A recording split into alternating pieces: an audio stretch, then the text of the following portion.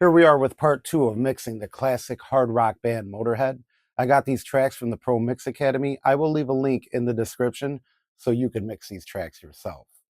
Also, part 1 has already been posted. If you did not see that, I will leave a link in the description for that as well. In part 1, all we did was organize the tracks in Pro Tools, spread them across my board, and do minor level and panning adjustments. Now we're going to actually start to mix these tracks. All right, so let's start by hearing where we left off with these tracks. Don't speak of your beliefs, they are yours to keep. Memories will fade as time goes by. Remember just yourself, me or someone else. You will be the only one to try. Freedom to believe don't cost a thing. Innocence should not be bought and sold. I don't want to mix this whole song and then add a mix bus compressor or EQ and change my mix. I want to be hearing it the entire time. So I am going to patch in my Allen Smart C2, my Alicia X filter, and then I'm going to patch those into a pair of Pultecs. So what I have going on is I have all the tracks spread across my board. Those tracks are coming off the mix bus into an Allen Smart C2. The Allen Smart C2 is going into the Alicia X filter. The Alicia X filter is going into a pair of Pultecs. That's my mix bus chain.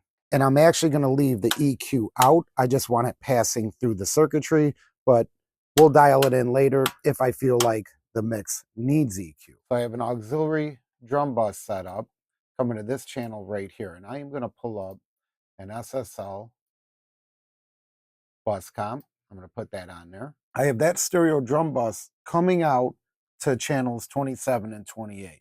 So we're going to hear it with it and without it.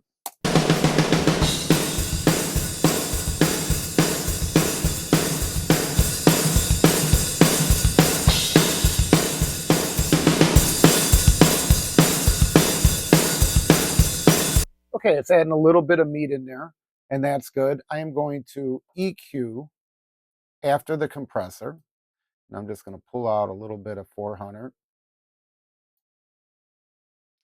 And a little bit of this high end's got to come down. We're going to go to the kick drum.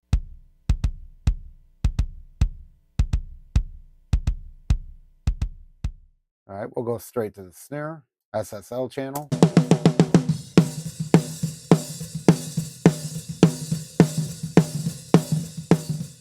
And I'm doing a little bit of low cut there. All right, we're going to come to the overheads.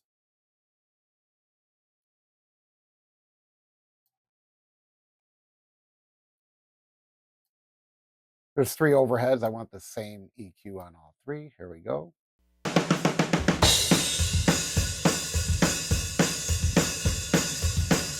Hear that in the mix.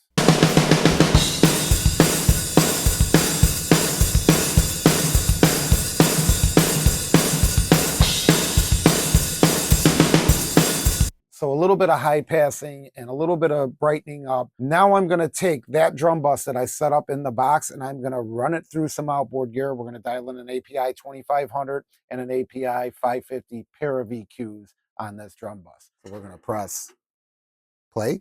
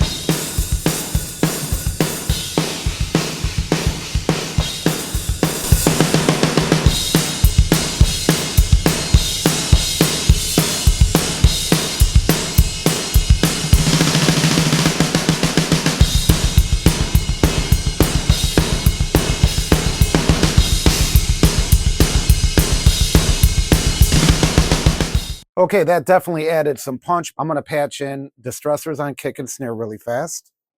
All right, we got the kick and the snare soloed.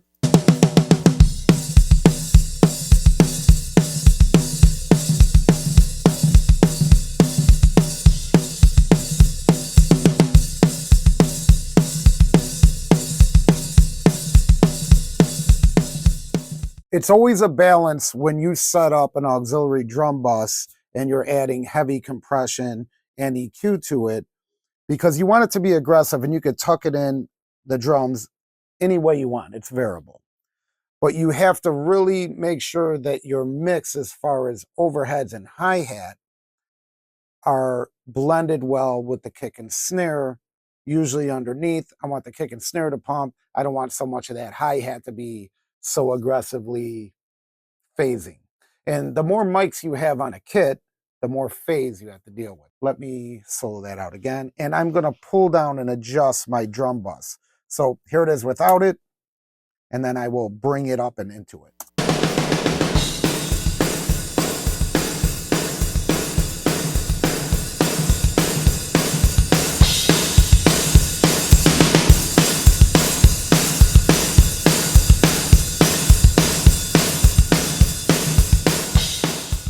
So now we're going to move on to the bass of spades, Lenny's bass tracks. So let me solo them out here.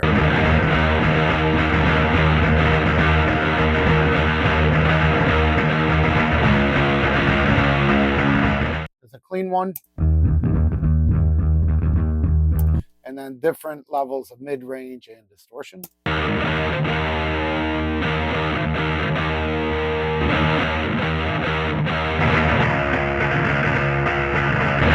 So what I'm going to do is I am going to solo out this clean one, and I am going to duplicate it.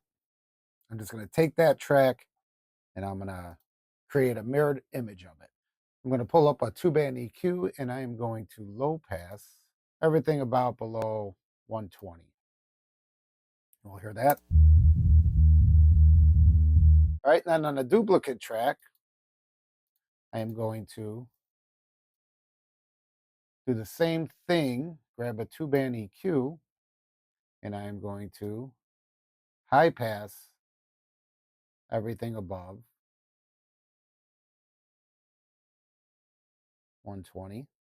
Let's hear that. Let's hear them together. I'm doing that for a couple different reasons.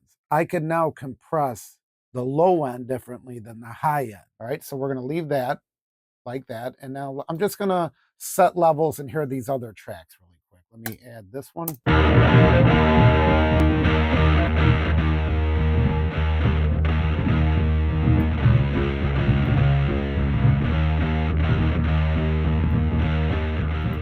Okay, I'm going to take this last track. I'm going to make it inactive. I just don't like it. These other two distorted tracks on the bass, I'm going to blend into the clean track. I know this is Lenny's bass and it's a lot of mid-range and it's distorted and sounds like a Marshall fully cranked.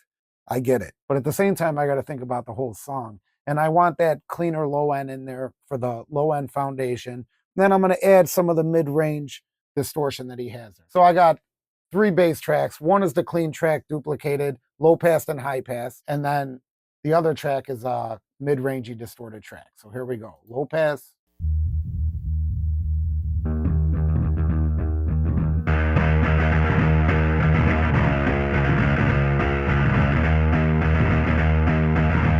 And now I'm going to patch in an outboard compressor and EQ. And what we're going to use for Lenny's bass track is this gate stay level as the compressor, going straight into this Neve 1066 as the EQ.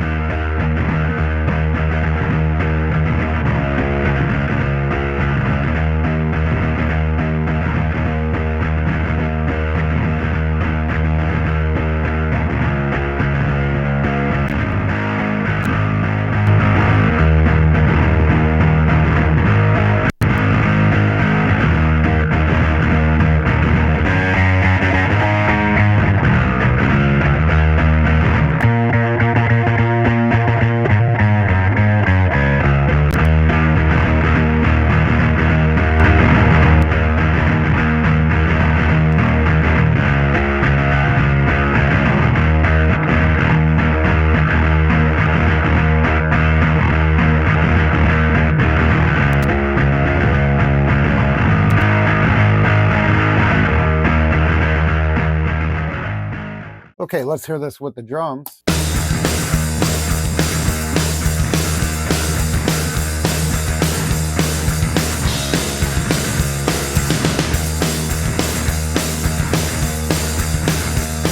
Pretty robust bass sound. It's got the low end there, and it's got the mid-range and the distortion that Lenny is known for. We are going to continue to move on to the guitars right now and start blending all the music together.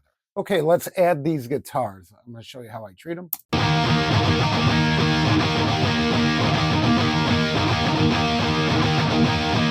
Again, pull up. 2-band EQ. I'm going to high pass about 90 hertz. I'm going to copy it to both tracks.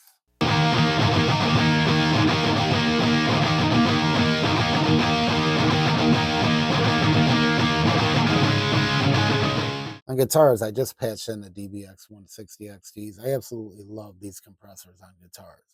And I just like going to about 1 to 2 dB of gain reduction.